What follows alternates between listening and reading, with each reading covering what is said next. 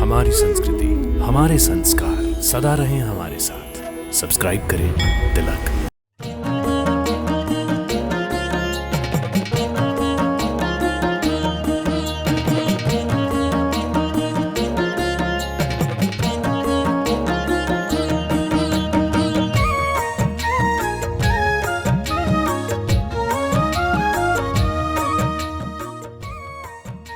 हर हर महादेव।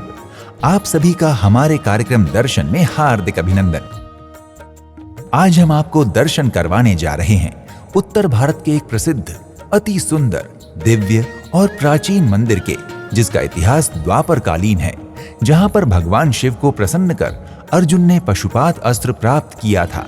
तो आइए दर्शन करते हैं इस दिव्य अघंजर महादेव मंदिर के। मंदिर पांडव जमाने का है। हाँ, एक समय जो है जब ने कि महाभारत का युद्ध लगा था, उस समय पांडव अर्जुन जो है वो इधर आके तपस्या किया है। तपस्या करके उसको पशुपति अस्त्र पाया। भक्तों, अघंजर महादेव मंदिर हिमाचल प्रदेश के प्रसिद्ध नगर धर्मशाला से लगभग 9 किलोमीटर की दूरी पर स्थित है।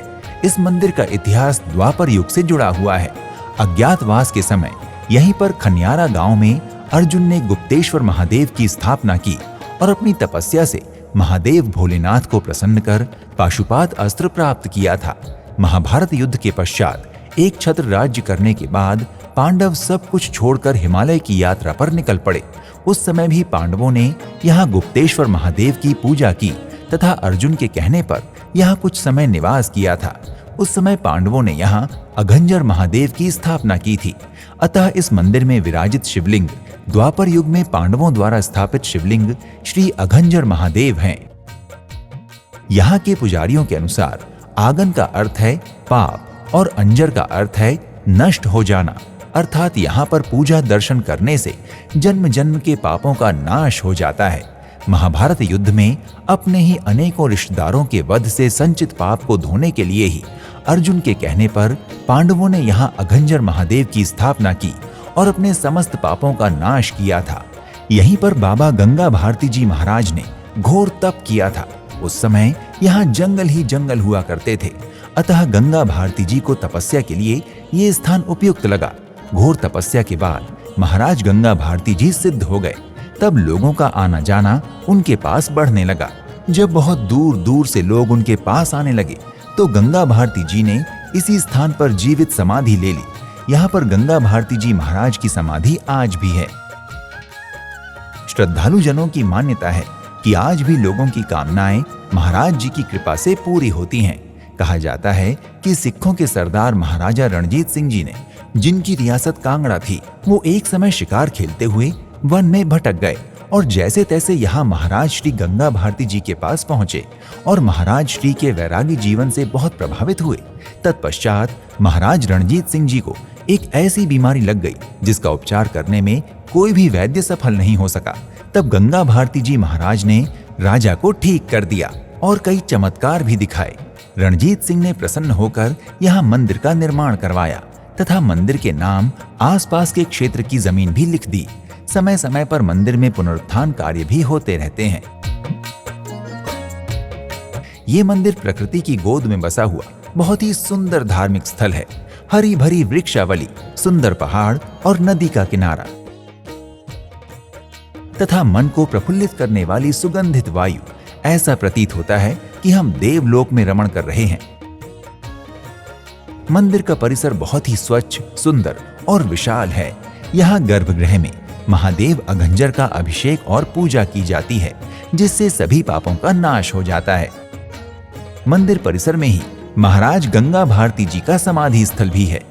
ऊपर अघंजर महादेव है जो 1600 साल से कंटिन्यू धूना चलता है।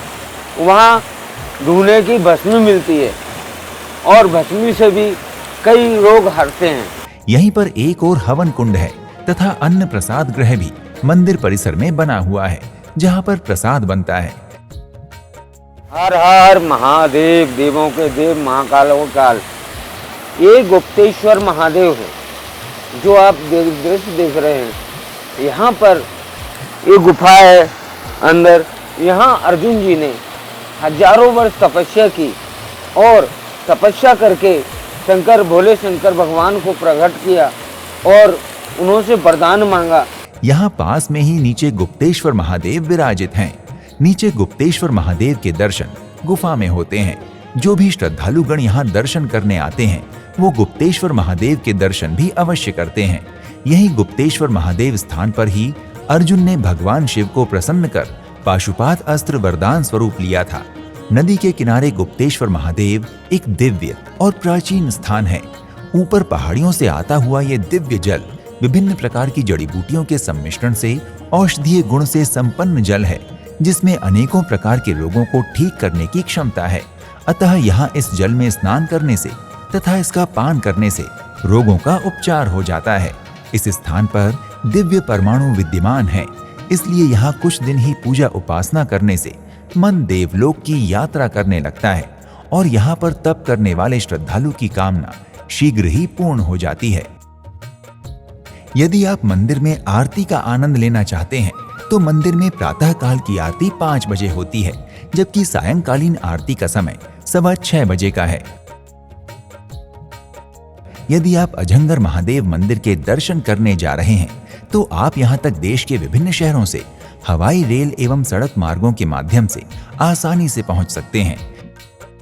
यदि आप अघंजर महादेव मंदिर धर्मशाला की यात्रा हवाई मार्ग से करना चाहते हैं तो इसके लिए आपको यहाँ के निकटतम कांगड़ा हवाई अड्डे की यात्रा करनी होगी। यहाँ के लिए दिल्ली, मुंबई आदि प्रमुख शहरों से फ्लाइट आसानी से मिल जाती है। हवाई अड्डे से आसानी से आपको मंदिर की यात्रा के लिए टैक्सी मिल जाएगी। और यदि आप अघंजर महादेव मंदिर की यात्रा रेल मार्ग से करना चाहते हैं तो धर्मशाला का निकटतम पठानकोट रेलवे स्टेशन देश के मुख्य रेल मार्गों से जुड़ा हुआ है। पठानकोट रेलवे स्टेशन पहुंचकर आप टैक्सी अथवा बस द्वारा आसानी से मंदिर की यात्रा कर सकते हैं। इसके अतिरिक्त यदि आप अघंजर महादेव मंदिर की यात्रा सड़क मार्ग से करना चाहते हैं तो धर्मशाला आसपास के शहरों के सभी सड़क मार्गों से जुड़ा हुआ है। धर्मशाला पहुंचकर आप टैक्सी, बस अथवा निजी वाहन द्वारा मंदिर के दर्शन कर सकते हैं। भक्तों, यदि आप अघंजर महादेव मंदिर की यात्रा करने की योजना बना रहे हैं तो शीघ्र ही अपनी यात्रा का श्री गणेश करें और अघंजर महादेव जी की कृपा से अपनी मनोकामनाओं को पूर्ण करें। अगले एपिसोड में आपसे एक और धाम की यात्रा पर फिर से भेंट होगी। प्रणाम। हर हर महादेव। इति शुभम।